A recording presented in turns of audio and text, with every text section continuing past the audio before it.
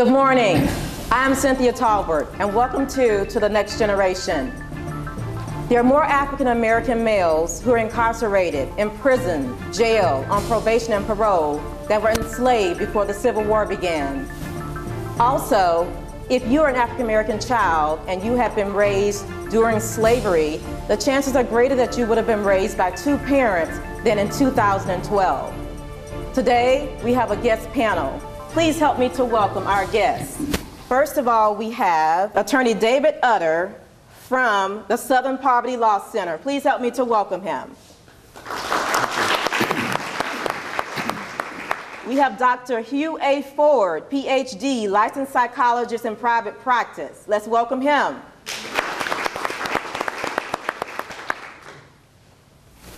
We have Mr. Juan Lopez, MED, EDS, school psychologist from the Marion County School System. Let's welcome him. Mr. Eugene Poole, President of the State Voters League, President of the Marion County Voters League, community activist, and retired warden from Lowell Women's Prison. Let's welcome him. Representative Dennis Baxley, Florida House District 24. Let's welcome him. Thank you. And coming from the Marion County Sheriff's Office, we have Captain Adrian Hernandez. Let's welcome her. We also have Ms. Carolyn Fender, Program Coordinator from the Sheriff's Office. Let's welcome her. And last but definitely not least, we have Mr. Andre March Sr., Men to Men Ministry from Ocala, Florida. Let's welcome him. Now we're going to begin with Mr. Utter. Mr. Utter, I'm a history major, and when I first read that there are more African American males who are incarcerated on probation, parole, than were enslaved before the Civil War, I thought to myself, this is ridiculous. I was incredulous. I did not believe it. I'm familiar with the Jim Crow laws. I know that back in that time period, you had a minstrel character, and that he actually, it was a Caucasian, he actually had a black face, and he acted like he was an African American. And so I'm familiar with the laws that came and that were termed the Jim Crow laws, and about the different poll taxes, the literacy test, the different laws that were passed that allowed African Americans to be arrested, and they were minor offenses. I'm familiar with all of that. And when I read that now in 2012, that more African Americans are being arrested, I could not believe it. Is it possible that the author got her figures incorrect? Are the statistics not correct that she quoted? Well, I wish I could say no, but the key there is the proportionality, right? I mean, there were a lot fewer people in the United States back when we owned slaves. The problem, however, is that when you look at the rate of incarceration in the United States and in Florida, let's be clear, proportionally we stand out as being addicted to incarceration. I apologize at the outset. I have some slides with just data, just what the numbers are. And you know, I'm not a big believer in conspiracy theories, and I'm not saying that Professor Alexander paints one. But when you look at the data, well, let me back up. I think the problem with saying this is a conspiracy against African Americans is that there are just too many moving parts in this system. You know, everybody from lawmakers to stakeholders, there are key decision points that it's just impossible to have all those people coming together to make a decision based on one theory. What Professor Alexander points out in very compelling fashion, however, is that over the past 20 or 30 years, we have adopted policies that are very consciously adopted that have perhaps subconsciously or unconsciously resulted in the mass incarceration of African Americans. Let me just, if I might, just read some of the statistics to you, because they're just so stark, and I think this is what drove her to write her book. And her, you're referring to Michelle Alexander, the author of The New Jim Crow, Mass Incarceration in the Age of Color Blindness. Okay. Exactly. And so when you look at the percentage of prisoners worldwide, that is every single person that spends a night behind bars across the world, the United States has 22% of those people, of incarcerated individuals, locked up. Our population worldwide is less than 5%. 44% of the prison population in the United States is African American. 12% of the entire population is African Americans. 18% of our prison population is Latino, 13% of the general population. This stuff starts, as Representative Baxley and I had many, many conversations about, as when these are children, when, within the juvenile justice system. Youth incarceration rates, it's the same thing except it's a little worse. Black children make up 45% of children who are incarcerated in the United States. They only make up 15% of the general population. There's one human rights sort of epidemic that's been happening in Florida I just wanted to raise because it's particularly attuned to race, and that is children tried as adults in Florida. Last year, there were, according to the Department of Juvenile Justice, there were 2,354 children who were put into the adult system, into the adult criminal justice system for a crime they committed. Even though the black population of children aged 17 to 10 in Florida is only about 22%, 54% of the children transferred to the adult system were African American. Now, when you talk to state attorneys or you hear law enforcement talk about this, we're supposed to only use transfer for the worst of the worst. These are kids that are running around with guns. These are kids that are raping and robbing and murdering people. In fact, 51% of all the children transferred last year were transferred for misdemeanors and nonviolent offenses. Okay, Attorney Utter, I have to ask you pointedly. You say some people say, well, it's racism, that's why there's so many African Americans who are being incarcerated, and you say there are too many components, and so there are a number of factors. I read, and I want you to tell me if it's true, that for every person who is incarcerated, that the federal government gives funds, and so that it's a money-making business, and that money is driving some of these policies, and that there are some people who are profiting greatly, and that they're lobbying to make sure that we continue to send the money to the prisons and not to the juvenile detention centers and not to the public education system. Is that an accurate statement or not? I'm unclear about the federal policy, especially at the adult level, but there's no question that that system, $44 billion is a lot of money. $2 billion, and then when you add DOJ's $500 million budget, $2.5 billion is a lot of money, and that's going to drive a lot of decisions. And my good friend Allison DeFore, who works with me on this stuff, likes to say that the whole system is corrupt. Whether they're private or public. In California, one of the largest drivers against reform, against decarcerating nonviolent criminals, was the prison guards union. Now, they switched, they flipped, but for years that was the biggest impediment. And it's not like, the Florida adult system is largely public. And this is not a system that is designed to reform. A lot of folks think that the DOC actively works to keep people coming back because that's their business.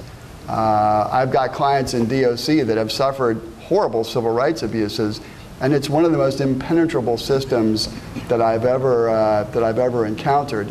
And what we do is we put these prisons in these small communities, and it becomes the economy. And we just experienced a legislative session where Governor Scott actively tried to close a number of prisons, and the pushback from those communities was really, really strong. And that's, you know, that's a reality we've got to deal with. But, you know, just as we cannot view welfare as an economic development engine, it is equally unfair to view prisons and incarcerating and putting people behind bars as economic development. I think one of the articles that you emailed to me stated that a lot of our prisons are actually in rural type areas, and you have a lot of Caucasians there, and so there are a lot of jobs for them. But one thing that's done, that population is based on the people who live in the area, including the prisoners. And so you have these African Americans coming from the urban areas like Chicago. They're not counted in their home state. They are counted in the rural area, so more of the federal and state dollars go to that area, which is also causing a problem. For the purposes of census, that is correct. It is the body where it is at that particular moment. And so there's no question that it does skew census data. Okay, and one final thing. You sent me some pictures showing me the state of some of our prisons, and I was shocked because I actually go down to the Marion County Jail, and it looks like you can eat off of the floor. But some of the pictures you sent to me, can you describe what you saw there? Well, this is, you know, we need to start. I think one of the reasons that our prison system is a failure is that we've lost sight that taking somebody's freedom away is punishment enough. And in this rush to, you know, it's not just politicians' fault, but in this rush to punish, we've gotten into this cycle about who can be tougher. And so there was a while back where we were taking away basketball and taking away TVs, and you know, the wardens themselves were saying, please, you know, that's a way to control the population. If I don't have privileges to mete out, to provide to inmates to be well behaved, then I've got nothing. Then it becomes all about physical control and violence and mace. And it's the same thing. We've just, you know, we take pride in cutting the cost of these facilities down so much that the result is truly horrific conditions. I specialize in suing and reforming the juvenile justice system. The conditions that I have been through in Louisiana and Mississippi and in Florida that we put children in on a day-to-day basis, I guarantee you, if you walked into these places, some of them you would not want to keep your dog. And yet we keep children in there. And you know, the one thing that I do know about the sort of way that race plays in this stuff, if these were kids that looked like me, if these were kids that were white, upper class, middle class kids, there would be a riot. I mean, Claude Kirk, I think, is the governor that when he toured Dozier, and he saw the way we were treating children back in the 60s, he said that if a parent came up and saw their children treated like this, they would be up with shotguns the next day. We've got to start treating black and brown kids like we treat white middle-class kids. These are all kids. They're our future. You know, in 50 years, we're going to be more black and brown than white. But if that's not a reason enough to change the way we treat these children, then, you know, look at the economics of it. We can have a much more vibrant economy if we treat children better. At what point do we stop dreaming, wake up, and deal with reality? When we come back.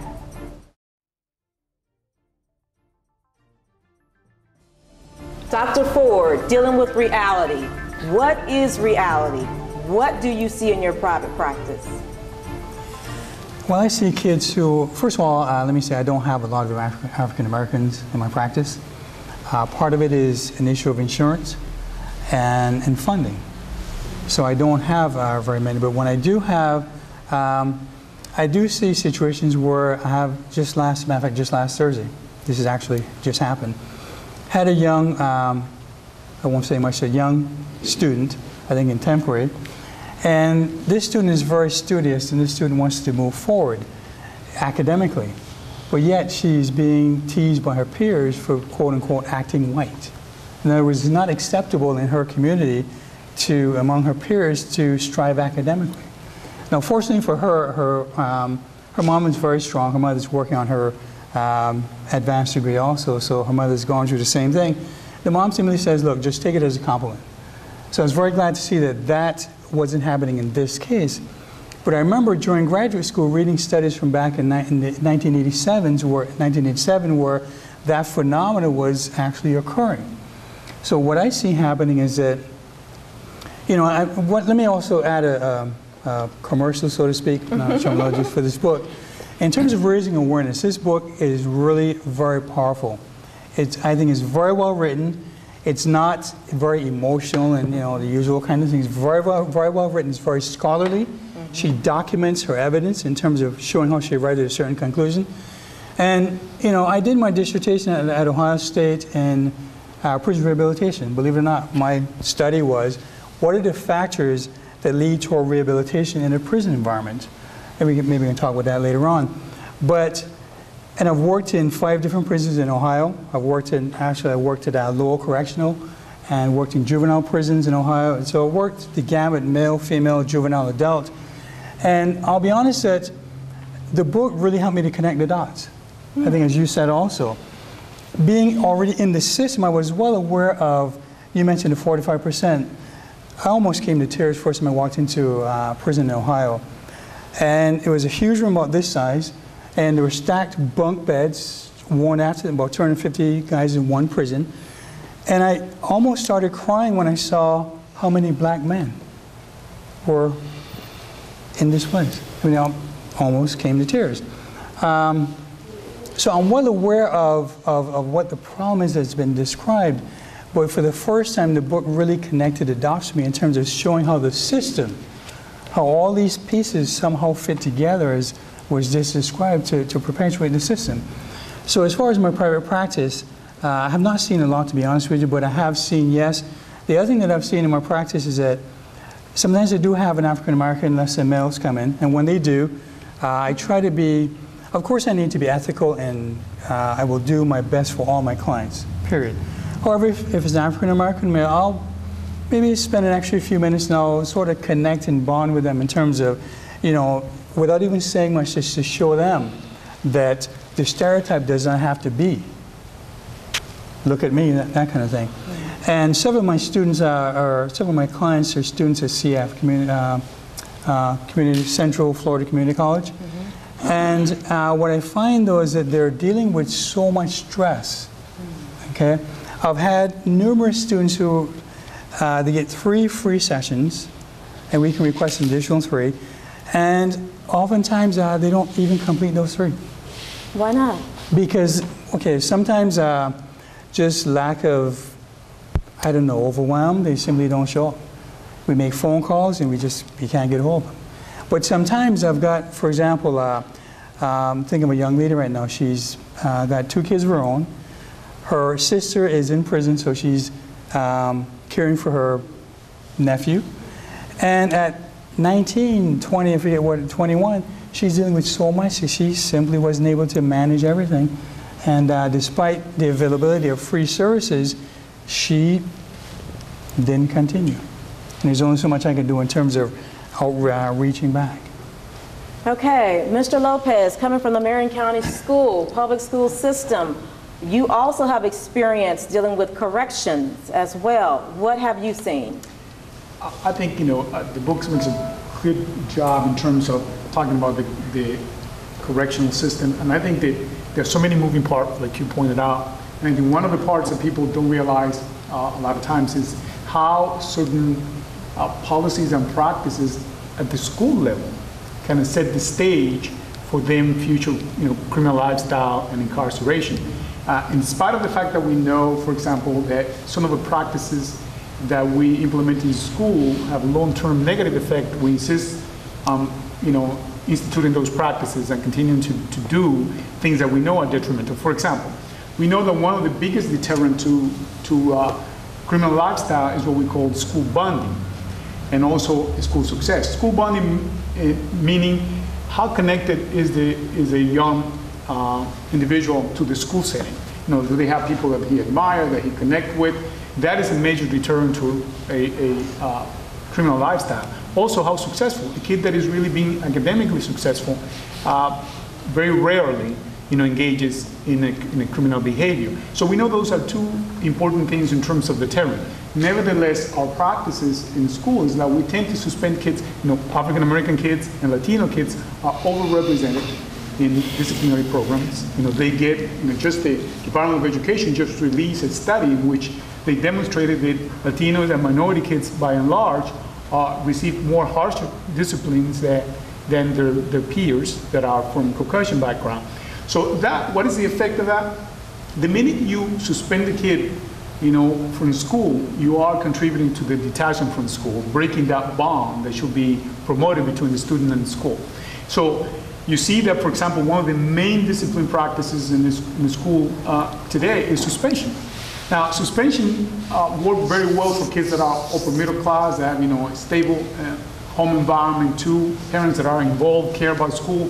But when you're dealing with kids that are already kind of alienated from the school environment by virtue of poverty, by virtue of the parents not participating in school, these kids, instead of being pushed into their neighborhood, which are also disorganized, also characterized by high risk of social disorganization, crime, and all that, we inadvertently are not going to go as far as to say this is a conspiracy that is done on purpose, but study after study shows that suspending kids and harshly disciplining kids when they're misbehaving in school doesn't improve their behavior, rather encourage them to actually establish inappropriate connection in their community that are crime-ridden and high-risk behavior. Instead of actually us helping the kids to connect with school, we push them away from school. So the end result of that is a lot of these kids, in those days that they are suspended, who is in their community when they're suspended? They are not the really well-behaved kids, the committed kids, are the kids that are already engaged in criminal behavior. So these kids start establishing connection with an inappropriate peer group. So in the school, no matter how many times you tell them, listen, we need to develop programs that actually encourage these kids to stay in school, to connect with school, rather than alienate from school. Still, I believe that our culture is a very punitive culture. We really believe that every problem can be resolved if we just hit them hard and hit them often. And in spite of the fact that the reality and the research tell us otherwise, we insist on practices and behaviors that are counterproductive. Now, as a school psychologist, I try to talk to the administrator and to explain to them, we cannot continue to do things that have proven to be so harmful to these communities we are trying to work with. But it seems to be kind of an inertia in terms of these are practices that's being implemented for so long that we don't have the courage to be innovative, take risks, take chances. Programs like that, for example, bring in services to the communities rather than, trying to bring resources, kind of correctional resources into the community, bring in support services. I think, by and large, we really feel that, the kids that are misbehaving, we need to treat them harshly so that behavior will change. Quite the contrary. What we see is an escalation of behavior, eventually a criminal record. Because a lot of the kids that end up in the juvenile system, the first symptoms of problems occur in the school setting. You can tell very clearly when a kid's going to end up in a correctional facility by the type of behavior they're engaging years before they actually develop a criminal record. That is the great opportunity for us to intervene. That's where our money will probably make the greatest effect. Nevertheless, we refuse to engage in practices that will regularly deter those kids from going that path. And as a mental health professional, as a school, as a member of the school community, I'm befuddled by this type of behavior that are counter to everything we know about children's behavior and what type of practices would be more effective. Still insist on using zero tolerance policy, still using suspension or harsh discipline as the main way of disciplining kids.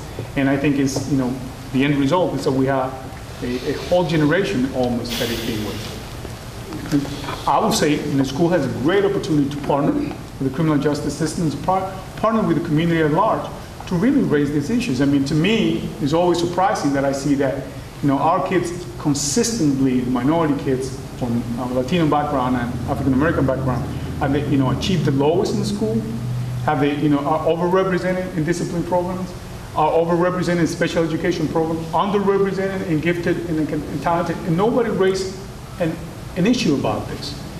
To me, that's the seed for the epidemic of incarceration that we see. If we improve our kids' performance in school, if we work on retaining our kids in the school setting and we provide support and encouragement, then we will see that the effect will be that the number of kids that will end up in the criminal justice system will decrease. But is really, again, extremely surprising to me that people don't make a big fuss about the fact that we consistently allow our kids to fail in school. We consistently continue to push kids out of school and alienate them from the educational system, which is the biggest deterrent for criminal behavior. You mentioned that program, those kinds of programs. You were referring to something one of the guests said during our break, and that's what you're referring to. But I think one thing that's important for me, because I've actually taught. I actually have had the privilege of being able to live in a foreign country twice. And I lived with individuals who were from Canada, Australia, several parts of the United States. None of them were African American. I think one thing that's critical to note is that police officers are humans. Teachers are humans. Those who are making the laws are humans. If you are not accustomed to a certain behavior, if you have a certain mindset because you've only lived with a certain ethnic group, people tend to say you're racist, but I don't really see it that way. To me, it's a lack of exposure to different people and different things. And that's why sometimes they say, well, these people are racist, they're horrible. I don't really agree with that. I think it's very critical for anyone to get diversity training. Our police officers, those who are making the laws in the legislature, our teachers, they need to get diversity training. Because I know I've been at the Marion County Jail and I had to teach the juveniles, and some of the African American males were a bit more hyper, if you will, than the Caucasians and the Hispanics. But it wasn't an issue for me. It did not hinder my ability to teach because I was accustomed to that. But I clearly saw where some Caucasian teachers who were not accustomed to being around African American males would have immediately called the police officers and would have had them taken back to their cells. I never had to call in the officers to take in any of my students, whereas a lot of the other teachers, I'm told, repeatedly had to call in the officers to take away their students because of disciplinary problems. Because I understood the behavior was not disrespect, okay? I understood it was just that they like to bounce around, they like to move, and I worked with that in my teaching curriculum. So I think it's critical that if you're going to teach, if you're going to be a leader in the legislature, be a police officer, that you get diversity training so you can learn to understand other people, because a lot of it is perception, and we're coming in with views that may or may not be correct concerning the people we're dealing with. Okay, finally, Mr. Poole, what are we seeing? We're having problems dealing with reality. You are the president of the Florida Voters League and the Marion County Voters League. Someone told me Saturday night that that felons in Florida can vote. Is that true or not? Yes, thanks. First of all, let me say I'm pleased to be with you, to see the audience. I'm not going to spend a whole lot of time dealing with, the prison and the student. I think my three predecessors have done well with that. However, it is incumbent, though, that I mention a few things about the prison system. I am adamantly opposed to privatization. In other words, a legislature said, hey, you taxpayer money to build a prison, well, then I'll give it to my buddies to make a profit. Nobody stays in business unless they're profitable. Y'all be mindful of that. Therefore, I'm against it. Prison, yes, in some degree, or warehousing. I understand that.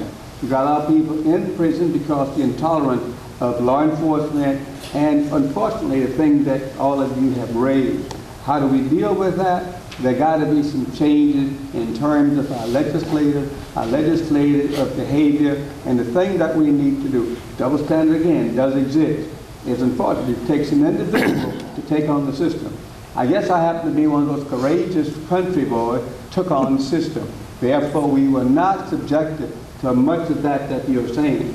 And if they want to take me on, I know one time I suggested to some group that came in that they had the governor's support. I said, fine.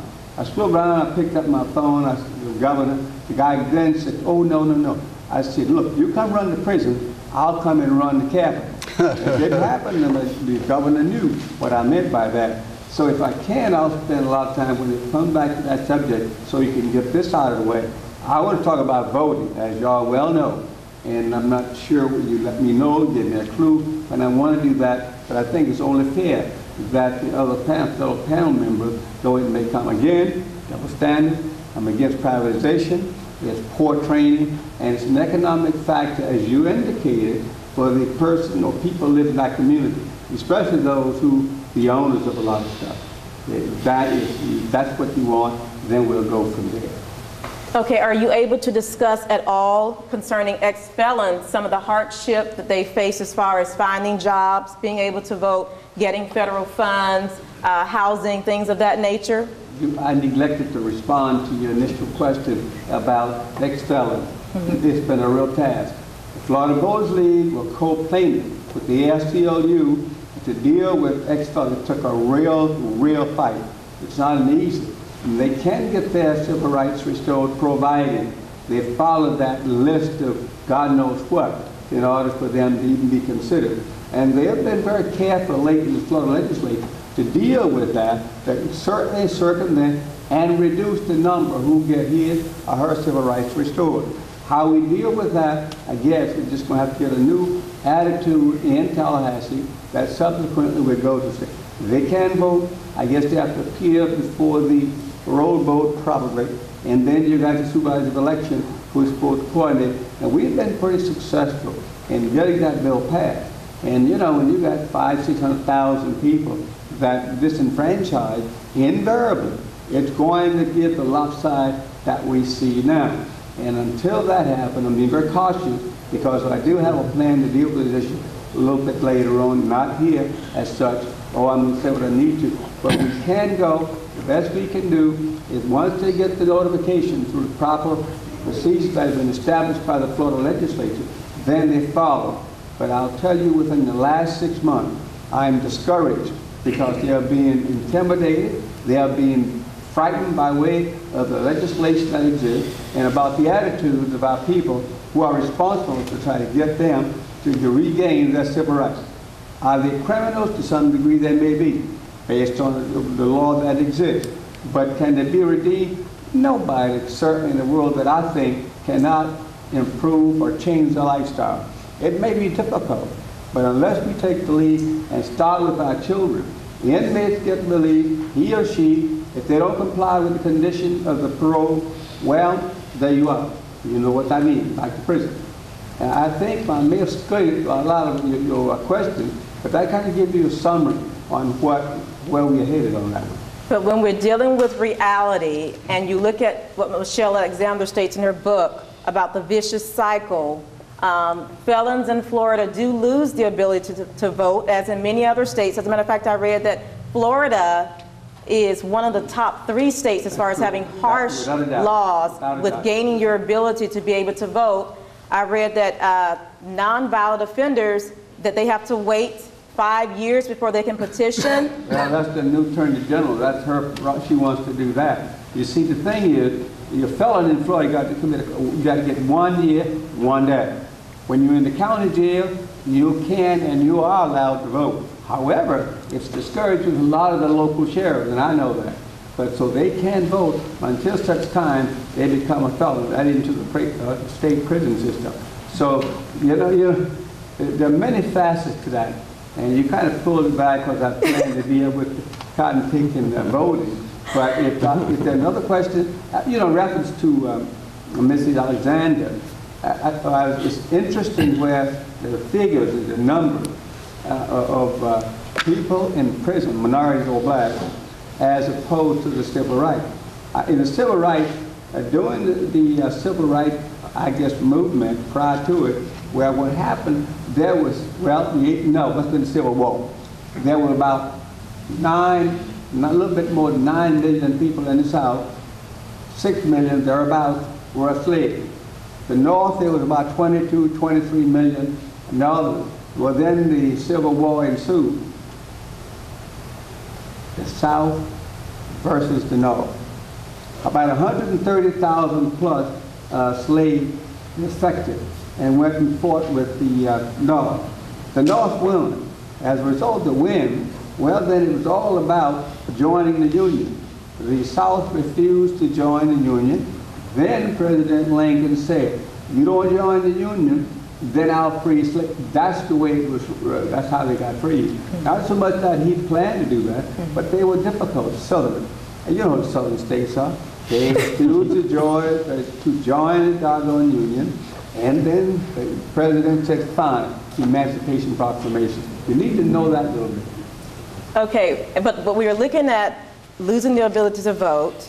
I read that over 30% of all African American males do not have the right to vote, and that's a lot of votes. And also I read that in Florida, that after you petition to have your voting rights reinstated, that a decision has to be made, a determination has to be made. It's not guaranteed. True. So you're looking at a vicious cycle where you can't get a job, you can't get housing in certain cases, certain benefits from the government.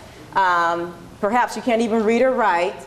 And so guess what? You end up going back to prison again, and it's like the cards are stacked against you. But when we come back, we are awake, we're alert, and we're dealing with reality. What are we going to do differently when we come back? Representative Baxley, we have discussed, I spoke to you on Friday, and you discussed that the system is not working the way that it should. You discussed with me that there's a need for reform, and that statewide and nationwide, that it's happening. Tell us about that. Well, that's why I'm glad to hear some of this discussion and be able to bring some good news. I think there really is a nexus of opportunity for a lot of change in how we deal with criminal justice. But we also have to look at some underlying issues. One thing that hasn't been addressed at all today is about 80% of crime is related to substance abuse. As a foster parent, as a former foster parent, and as an adoptive parent, a person that's had 25 years of intersecting with damaged families and where there's a lot of problems. Substance abuse, I've talked to people in law enforcement that say as much as 80% of crime is related to substance abuse. And that is something that we've just all gotten conditioned to, that we live in a drug culture society, that somehow we've accepted that. And in fact, it's at the heart. Every child abuse case, all the accidents on the highway, people that are charged with all kinds of crimes regarding the killing of somebody else in a traffic incident. These many of these all tie back to this underlying stream of substance abuse in our culture. And one of the things that we have to do is learn how to discern this and how to sort this out and go to underlying problems that relate to individual lives. Some of the broader philosophical, societal issues that you've talked about, how do you get your hands around that? But I'm looking for tipping points of change. And what I see is a nexus of opportunity in Florida to begin making a difference in how we adjust and cope with some of these realities. The other huge reality is that 42% of our kids are not born to a mother and a father who are married to each other and committed to the success of those children.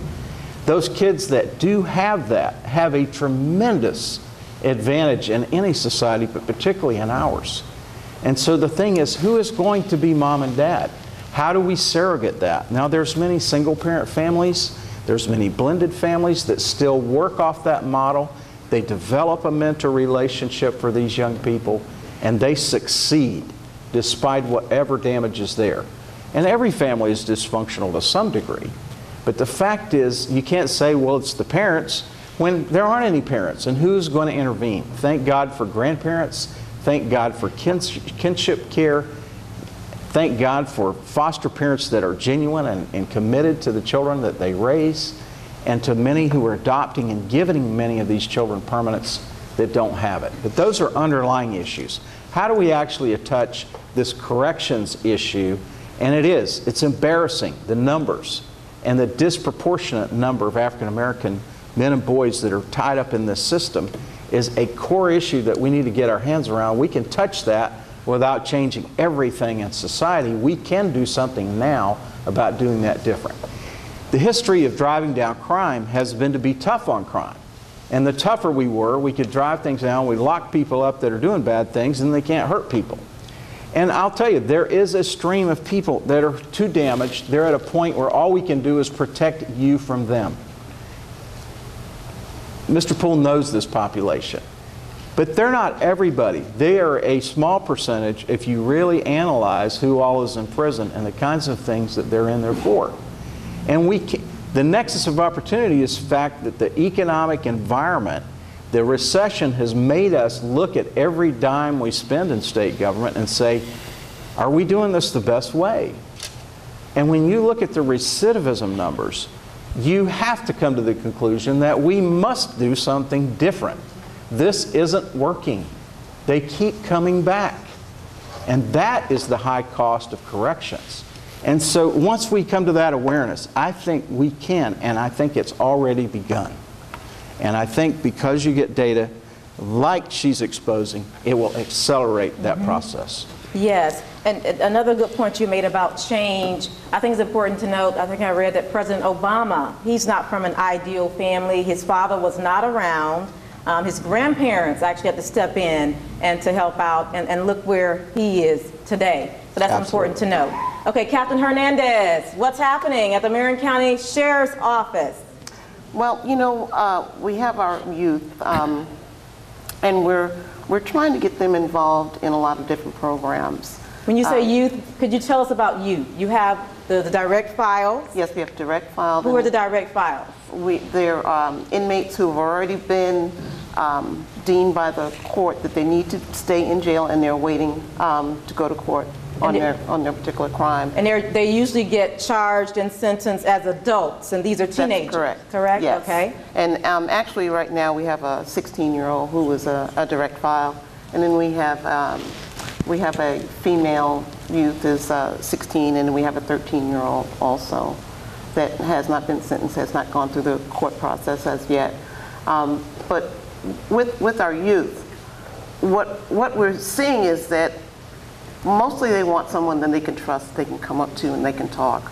Our officers are trained to empathize with them, to understand the emotions of being separated from their families, having to be incarcerated, and that's our big thing. And they do work one-on-one with the youth. And that is, like I said, that is the biggest thing. They want to be able to come to the officer, they want to be able to talk, they want to be able to communicate.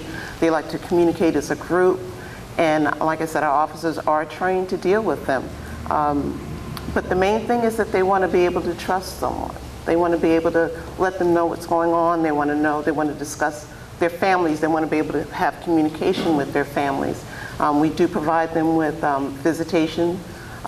If they are not direct file, they can have contact visits with their family on a weekly basis. So we're real big on making sure that they do communicate with their family, and that they develop a sense of responsibility also while they're in there. They're responsible for making up their beds in the morning. They're responsible for going to school. They do go to school Monday through Friday from 9 o'clock till 3 o'clock. If they choose not to participate in school, we do let them set aside. We do counsel with them, and 9 times out of 10 they do change their minds and decide that they'd rather be in the classroom setting. And that has to do also with the teachers that we have from the school board that come in and educate the children. I mean, we don't let them just sit around. They do have to participate, and from what I've seen, they do enjoy being in school. They enjoy the class time. They enjoy the teachers. They enjoy the interaction that they have with their teachers. So they have to have that responsibility, that honesty, the openness. They know that they can, if there's an issue that they're going to have, they know that they can turn to one of the officers there, and they're going to have someone that they can be able to talk to. We do have programs for them as well. We have life building skills. They can also have career development, which we encourage everyone to take part in. I'm sorry, life building skills. What's learning how to relate to other people. Mm-hmm. Usually the youth will have issues with, I mean, they're kids, they're teenagers, and they're going to have some issues with one another, so they learn how to get along. Mm-hmm. They'll have bullying, programs on bullying. teach them how to deal with bullying, how to identify someone who is a bully and what to do about it, who they can speak to about it. They also have job interview skills. I'm not sure if those were things that they definitely need in order to interact, how to carry themselves, how to speak professionally, how to carry themselves, how to dress. And so those are some of the things that they're doing with them right now. Okay, and Ms. Fender? Did she cover everything, or? I deal specifically with inmate programs for the adult inmates within the G jail. And some of the different programs that we currently have available are Alcoholics Anonymous, Narcotics Anonymous, Christian 12-Step, anger management. We also offer to our men that are in inmate worker status the Men to Men program, which this gentleman, Mr. Marks, is going to speak to. We also have for the women, since I do not have NA available for the women currently, we have a program through one of the churches called Reformers Unanimous. We also offer GED and alternative ed programs for inmates that meet the age requirement and the other requirements for alternative ed programs. All of our programs do currently have waiting lists. If an inmate requests a program, we put them on a waiting list, and as we have space, we go to them and offer the program or discuss with them, talk to them about what the program involves to make sure that they're willing to make a commitment, especially when it comes to our GED programs, because under Florida law, starting last July, anyone, regardless if they're incarcerated or if they're on the street, is required in Marion County, at least our fee is $45 per semester, and there's 2 semesters in school. And if someone in the jail commits to going to school, we will pay the fee for them to be enrolled. And if they leave prior to the semester being done, then they are still paid to continue going to school at the local community technical and adult education program. So we do encourage that. The sheriff has allowed us a lot of flexibility in putting people into GED, including paying the testing fees. If they're at a place to test while they're still in the jail, we actually do administer the test and pay for the testing fees. We provide a pre-release program for inmates that have scheduled release dates from our jail, and we provide them. It's totally optional, but we have information available to them about some of the community resources that are available in Marion County. Not every inmate chooses to come, not every inmate is eligible to come, but if they have a release date, everyone is provided with a packet of resources and information that pertains specifically to Marion County and some of the possible resources that may be available to them. We talk with them about what is required in the state of Florida in order to obtain a valid picture ID that is issued by the state of Florida, which is incredibly difficult for anyone in order to get your ID or your driver's license, and there's certain steps that the law requires, and we provide them with that information, and when we're able, we try to help them get their birth certificate, because that is one key piece of documentation that everyone, that includes all of us in this room, must have before we can renew or obtain a driver's license or an ID. We share with them also about the reentry building. One of the things that I believe Representative Baxley was speaking about is faith-based as well as alternatives. Our system notoriously sets folks up for failure when they are either on supervision in the community, be it probation or parole, or if they are being released from any type of incarceration. We do know that by the adjudication of guilt and becoming a felon can make it more challenging to get employment, although you can get employment. I do have folks that stay in touch with me when they're released, and a lot of folks are getting jobs, a lot of folks are not getting jobs. Some of that is a reflection on what is going on in our community with the job market. However, we do have a reentry building on property which is manned completely by volunteers that are associated with the local Faith and Justice Coalition, which is about 3 to 4 years old in this community, and you'll notice it says Faith and Justice. And it is folks that are coming together both in the system, in the community, and we're trying to bring the faith community into that to try to make more resources and more information available to folks that are coming out of incarceration of some form. They can go to this building, We have it open currently with volunteers Monday through Friday from about 8:30 till about 12:30, because we do our set or our scheduled releases at 9 o'clock in the morning. This building is on property. It's a short walk outside of our jail, and the volunteers are there. There's computers there that have the Access Florida set up on them, which is how you go about applying for or renewing anything for food stamps. And then once you go through the system on the computer, if you're eligible for any other benefits through the state, the system will walk you through that. That's not something that the jail determines. This is why it's so beautiful. It's all volunteers. They're not there to represent the sheriff's office. They are there to represent the Faith and Justice Coalition.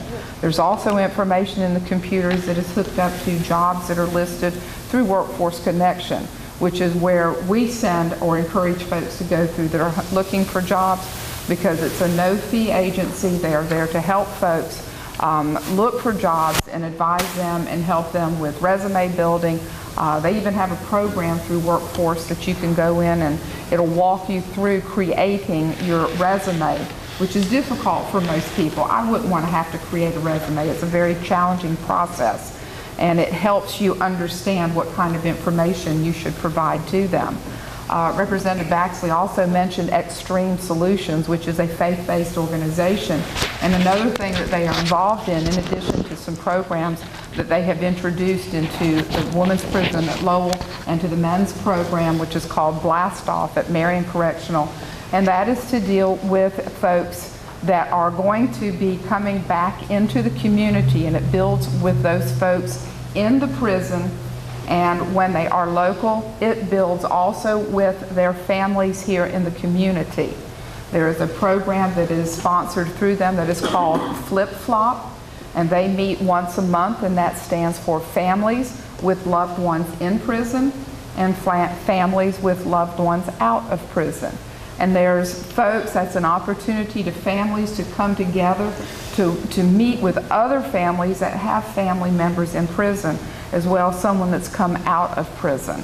And one of the ladies that has been helping to run that program talks about when her husband was in prison and when he came home, what difference that kind of a program would have made for her to understand the need not only for her and her family to continue to have some normalcy, but also how to deal with the adjustment and the challenges when her husband came home from prison. It's very difficult. I haven't lived it, but I talk to those folks that share with me the challenges.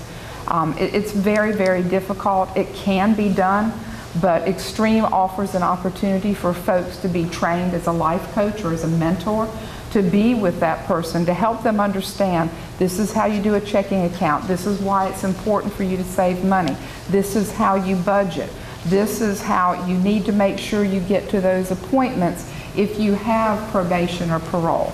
It is very challenging. I would be foolish to tell you that it isn't, but I do know that it can be done because I talk to people that are doing it. Okay, and finally, Mr. Marks, men to men, no women need apply. Not women to men, but men to men. What's that all about? Well, I am one of a diverse group of men who go into the jail once a week, and we minister to the spiritual, emotional, and psychological needs of the men that are in prison.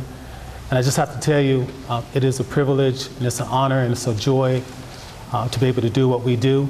Our current class has about 25 men in the class, and one of the first things we recognize is that that room is full of potential. We believe in these men. What we have discovered is a lot of these men, they're not used to people giving them positive enforcement. They have given up. They sort of feel like they're now second-class citizens because they have been incarcerated. But we let them know that they could do all things with Christ. The Bible is our textbook. We talk about husbands loving their wives. We talk about fathers being fathers to their kids. We have a great time. It's just amazing to get to know them and they get to know us. We share experiences.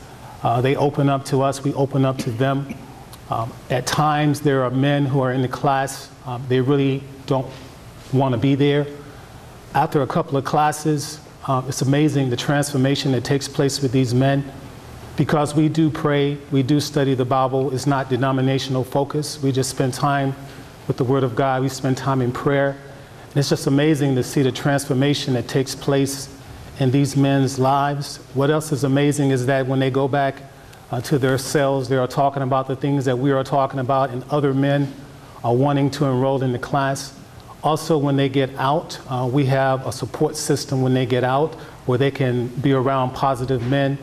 There have been phone calls made to me just thanking me for what we have done for someone in their family. There have also been calls when someone has said, well, I have a nephew that's now in the jail. Is it possible that he can attend the class? It's just been very, very exciting. It's very rewarding to volunteer your time and to go in and interact with these men. They are full of potential. Their futures are bright as far as we are concerned. We let them know that with God, anything is possible. No matter what obstacles they're going to be confronted with when they get out, they can overcome them. And so it's just exciting to work with these men, to see them change, to see them start believing in themselves again, to see them start thinking that their future still could be bright. So we're just excited. We do what we do because, I don't know, we're compelled to do it. We feel like it's part of what we need to do to try to make a difference in someone's life. Every one of those men have a circle of influence, and we let them know that their decisions not only affect them, but it affects people around them. And so we try to encourage them to be the best that they could be, to let God change them and mold them. We try to work with them so they change from the inside out, so they become brand new people. And all of us who are in the class and we're teaching and we're leading in the class, we have experienced that transformation in our own lives. And so by sharing our personal experiences and how God has changed our lives, it's a blessing for them. And it's just an honor to be able to work with these men in that capacity. Okay, we've heard about mass incarceration. We've heard about the different risks, and we've dealt with the realities of what happens when we incarcerate so many people, how it affects our community, and we've heard of different solutions that have been offered. But I do have to ask this question: when will we realize that 100% of all of the people who are incarcerated are members of the human race? They are human beings. The United States profits, it benefits when more of its citizens are able to reach their full potential, not fewer of the citizens. Unless and until we, the people, includes all of the ethnic groups in the United States, this country will never reach the potential it's destined to reach. Until the next time, I'm Cynthia Talbert, to the next generation. Thank you.